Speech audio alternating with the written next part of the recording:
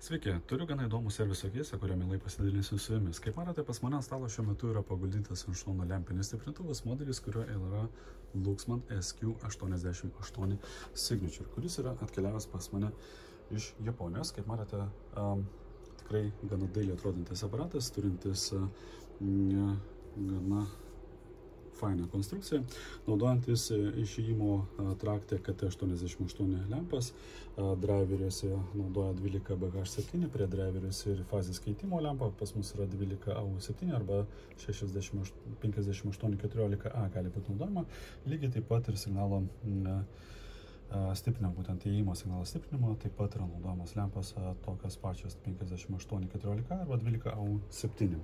Situacijos backgroundas skamba taip. Aparatas yra atkeliavęs iš Japonijos įtampos perdarinimo ir maitinimo įtampos perdarinimo iš 100 V numatytas gamykloje, kaip matote, į mūsų tinkle naudojamas 230 V maitinimo įtampas. Su šia dalim jokių nesklandumų nekyla, viskas buvo puikiai perdaryta. Na ir žinoma, kita užklausa buvo atlikti bendrą sveikatos patikrinimą. Ir čia išlindo gana įdomus momentai, kurias netrukus aš jums parodysiu.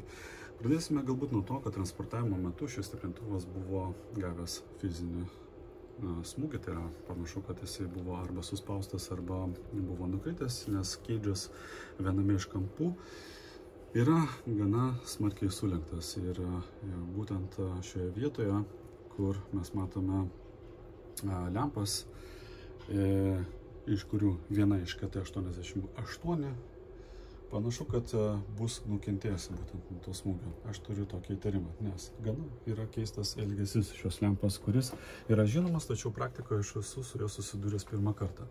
Pradėsiu nuo to, kad apžiūros metu pavyko pastebėti gana keistą momentą, tai yra ant plokštės, kur mes matome dalis signalinių bei driverio bei prie driverio lempų. Yra tam tikra dalis komutacijos, kur pas mus matosi ateina katodo įtampos, būtent išėjimo lempų, kur vyksta komutacija. Žinoma, yra keletą pasyvių komponentų pakelių, tai yra srovės ribojimo. Ir vienai iš išėjimo lempų, KT88 katodo srovės ribojimo rezistorius, buvo gerokai aprūkęs. Ir aiškinantis situaciją pavyko nustatyti, kad vis dėlto problemos priežastimi yra konkrečiai lempa. Panašu, kad nebuvo gal sukrėsta ar ką. Ir įjungus patį stiprintuvą, kai filamentas pradeda kaisti, kai viduje esančios metalinės konstrukcijos pradeda plėstis nuo šilumos, atsiranda prasiskverbimas anodinės įtampos į katodą, ką galime netrukus ir pastebėti. Tai pabandysiu aš pademonstruoti. Tai šiuo metu pas mane yra įjungti du multimetrai.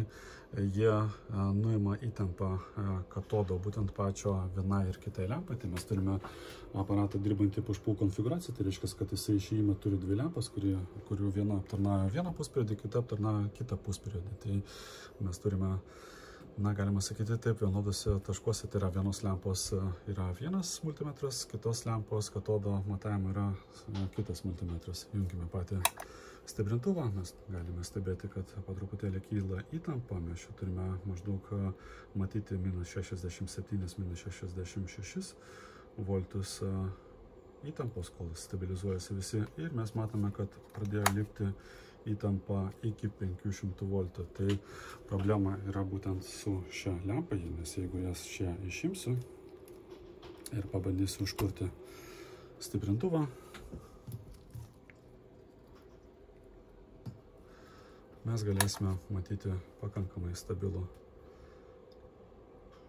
įtampos kilimą ir tuo pačiu metu stabiliai veikiantį aparatą, tačiau be vienos lempos.